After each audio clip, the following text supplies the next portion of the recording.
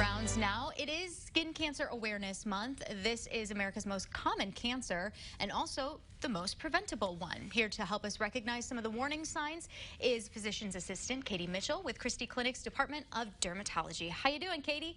Hi, I'm good. How are you doing? Good. Thanks for being here. Absolutely. So it is Skin Cancer Awareness Month, and a lot of people don't realize how prevalent this actually is. Yes, so in dermatology, we see skin cancer every single day, multiple times throughout the day. And the good thing about skin cancer is the earlier we catch it, the more treatable it is. So what are some of the things that we need to look out for so that we do catch it early? So I always tell patients any lesion that's new, growing, changing, anything like that. I actually tell my patients, especially if they have high risk factors, to look at your skin, just glance at it like once a month. That way you'll know if something is new or changing.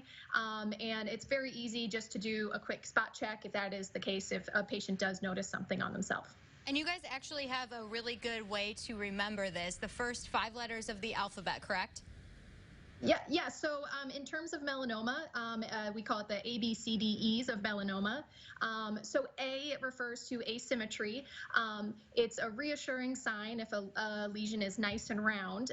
If you can draw a line down the middle of it and it's equal on both halves, it's less concerning.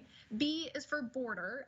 So if a lesion has like jagged borders or something like that, it is a little bit more concerning and we look at it a little bit closer. C is for color. So we look for lesions that have multiple colors within them.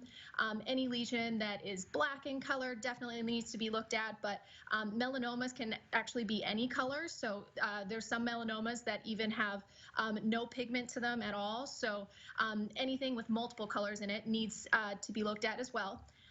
D is for diameter, so about 6 millimeters, which is the size of a pencil eraser tip. Those are lesions that we look at a little bit closer as well too. And then E is evolving, so anything that you have that's changing or anything like that should be evaluated. And Katie, a lot of people don't realize that melanoma can become apparent on any part of your body, not just the sun-exposed part, right? Yes, exactly. So at skin checks, we're always like looking behind the ears and your underarms, between the toes, areas that might have never seen the sun could potentially develop a skin cancer or a melanoma. Speaking of sun-exposed areas, what is the most important thing that we do to protect ourselves from skin cancer? So we always say, number one, wear your sunscreen. Remember to use a broad spectrum sunscreen and reapply it every 2 hours. I myself am a huge fan of sun protective clothing as well. So like a broad brimmed hat, a shirt with a UPF in it as well too there's some easy ways to protect yourself. What are some things that we should do, or when should we actually go see a doctor when we start to notice that something might not be right? Anytime you notice any of those ABCDEs, it's definitely good to get it evaluated.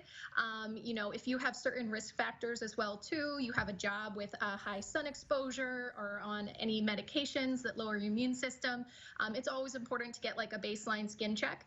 And that way you kind of know what you have and then some areas that you can keep a closer eye on. We always have to ask because there's always conflicting information about SPF. What's the best one to use? I always tell patients, at least 30 and above, and just make sure it's broad spectrum. I'm a huge fan myself of zinc and titanium sunscreens. Katie, thanks so much for being here this morning. Really great information. Thank you.